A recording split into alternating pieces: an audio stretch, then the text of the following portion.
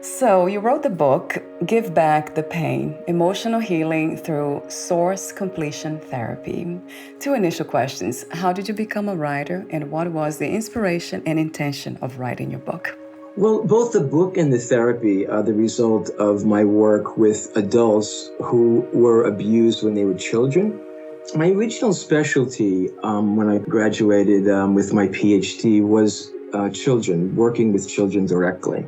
And I worked in schools for a while where I worked with children and teachers and parents for the emotional well-being of the child. And then I was hired by a university to develop their child counseling program and to teach courses in that. And I did that for a while. And what started to happen, which was really interesting, I didn't expect it, former students started to call me and asking me if I would see them in my practice, my private practice. I had a small one at the time. And they told me that they were abused when they were a child and they would be grateful if I would see them. I did. I started to see them. There were a number that called. And I guess I was successful because I kept getting referrals, but I wasn't satisfied. I wasn't satisfied that I was getting the long-term and permanent healing that I wanted to see. Right. Whatever theory and therapies I was using didn't seem to go deep enough.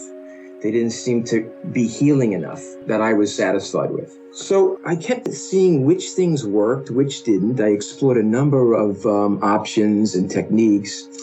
And then I saw what was working and how it would be sequenced. And then I came up with source completion therapy, which is basically 3 phases of the process.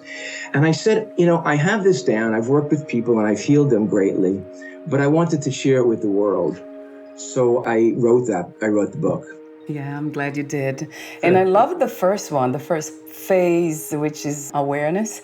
So Sure. Talk to me about those phases, the 3 phases. So the one, awareness, 2, relief, re-experience, release, and then phase 3, completion, which you also in the book you call Give It Back to the Source, Methods of Feedback.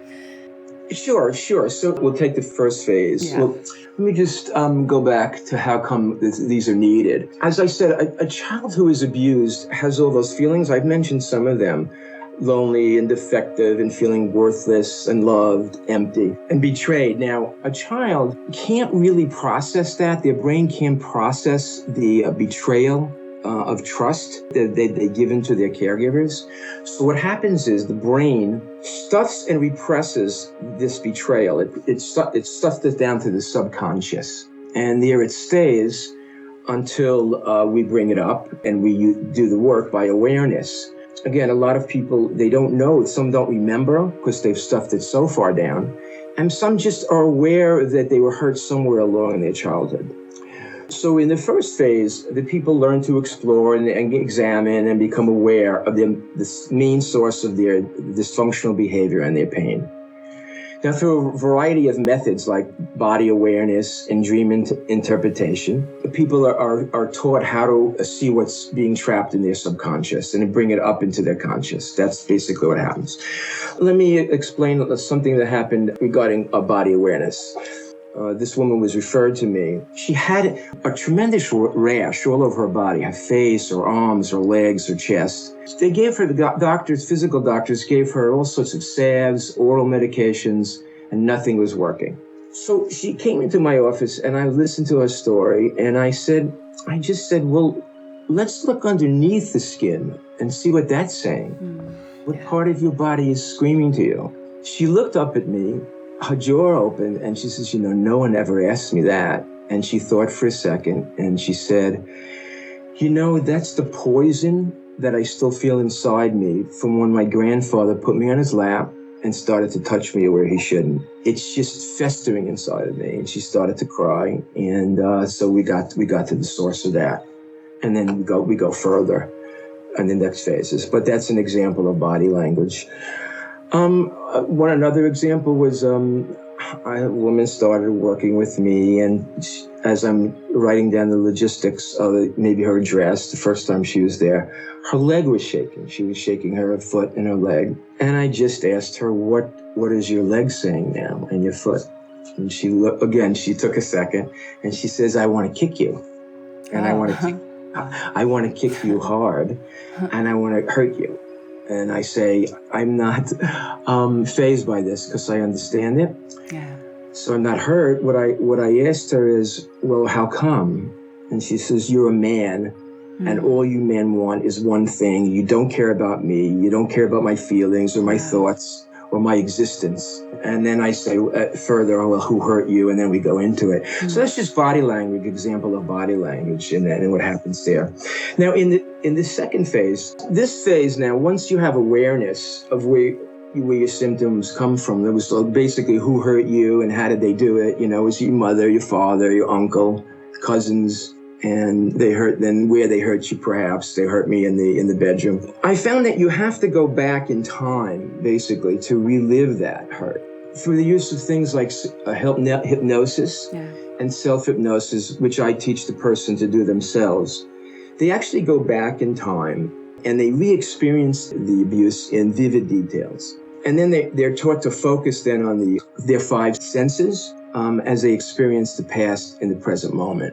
So the sights, the sounds, the feelings, the aromas, all connected the experience of being hurt. What this phase does, it brings the emotions up to the surface, the buried emotions, and it gets people ready for the third phase, which would be to complete the process of healing. So talk to me for a moment about the consequences of not feeling our pain and trying to hide it. What happens is if we keep these feelings in, they fester, as I said before, they boil, they simmer. And like having a bad meal, you know, and getting food poisoning, our body wants to push it out and it basically comes out of every orifice. Right. So in this case, in emotions, our subconscious wants to push it out, but our conscious mind doesn't want to feel these things. So feel the feelings. Right. So what happens is they come out in things like obsessions, phobias, compulsions, intense rage at other people. It just continues to come out, and I call these diversions. Yeah. Panic attacks, eating disorders, transference and projection, comes out in numbing. A lot of people just numb themselves off from life, numb all the emotions. I work with an actor, and I think he's a really good one. He developed his career was actually a diversion. What he experienced when he was a child, his father told him, shut up, don't talk back, don't say anything, don't even attempt to it, because I'll slam you. And his mother gave him no attention, no protection against the father. So what he did, he just shut down, he didn't talk, he withdrew, and he didn't talk in school for a lot of years. What happened though, he saw one day, he was in middle school, and he saw an advertisement for a play that the school was putting on. And he said, oh, this could be good. So he went to the play, and then what he did, he found out he could detach totally from himself, but also talk. He could talk and be somebody else. So he could be a different character. So he just developed each character, each role that he got. He spoke, but he never touched on the real feelings that he as a person had inside, just the characters, until he started coming to me. And he's made tremendous progress and healing terrifically. So that's called numbing, people who just numb out, detach from their pain.